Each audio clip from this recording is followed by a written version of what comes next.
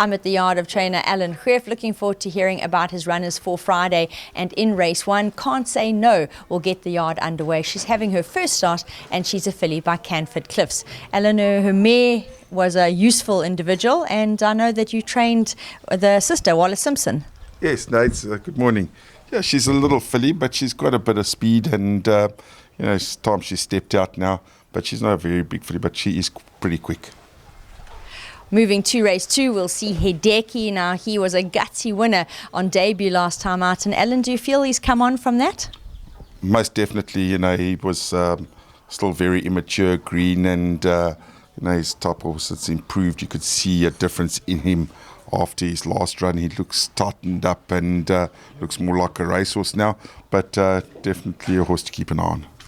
3 runners in race 3. Here, Maiden will be making her local debut off useful high-felt form. She'll be joined by Love Song, who showed improvement last time out, and My True Love also gaining momentum with each run, and she was a good second last time out.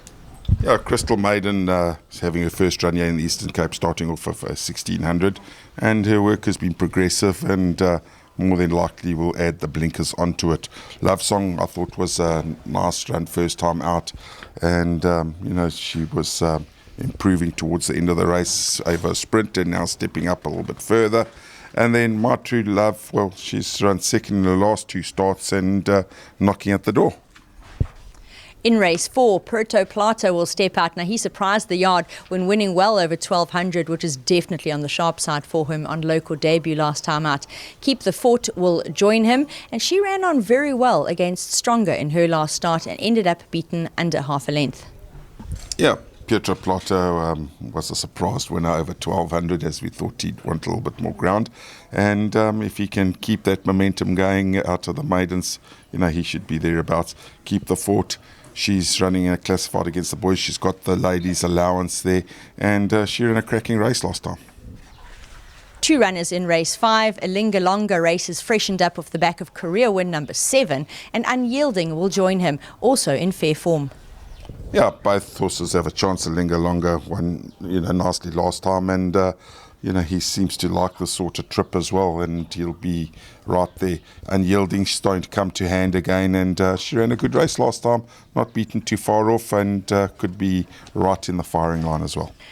Race 6 is the first of the features, and here the yard will be represented in the East Cape Guineas, a listed event by Fairy Knight and Legal Thriller. Now, Fairy Knight always been decent, but he really seems to have upped his game with the gelding, and last time out he recorded his first listed win when winning the first leg of the Sophomore Challenge, the Ibai Stakes. Legal Thriller, well, he's held his own in this company before. Yeah, Fairy Knight's done everything right, ticked the boxes, and has improved nicely with the gelding, and he's as big a runner as any in this race. I think we'll see a good race for him, drawn 1, and I'd like to see him right in the mix again. Legal Thriller, well, he's never far off them, and wherever Fairy Knight is, he seems to be just behind him, but hopefully, he'll contest not a big field, but a quality field, and I think a very competitive field.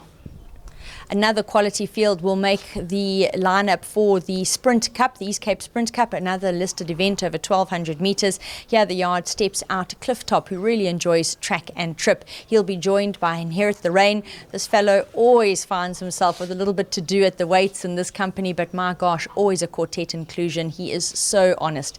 And finally, whatever next, he's up in class again, but he has regained form. Yeah, Nate's Clifftop lost his form a little bit for 2 runs, but started to bounce back and not out of it in a field like this. Inherit the Rain, always there, always giving his best, always finishing like a steam train. He's an honest horse, really, and he doesn't know how to run a bad race. And then whatever next, back up in class, he dropped down a division, got the win, and the handicapper punished him accordingly, and so he's got to work his way down again, but can be maybe in the back end of the quartets.